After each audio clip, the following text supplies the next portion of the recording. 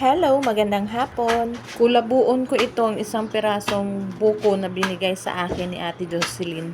Ayan, shoutout sa iyo Ate Jocelyn. Maraming salamat. Hindi ko alam kung anong tawag nito sa Tagalog guys, pero sa amin, tawag namin dito ay kulabo. Kailan ko pa ito hiningi kay Ate Jocelyn? Ang kaso ay hindi ko na siya naalala. Buti na lang naghanap ako ng merienda ngayon at wala akong makita dito sa aking kusina.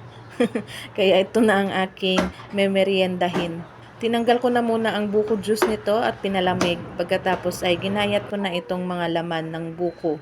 Manipis lang ang ginawa kong pagkayod dito para malambot. Hiningi ko ito dahil akala ko ay makapuno siya pero hindi pala.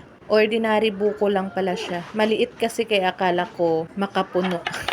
Pagkatapos kong kayurin ay nilagay ko na dito sa aking buko juice na pinalamig at tinimplahan ko ito ng konting asukal at isang swak pack powdered milk at ice. Wow, sarap. Sa inyo guys, ano tawag niyo dito? Merienda na tayo.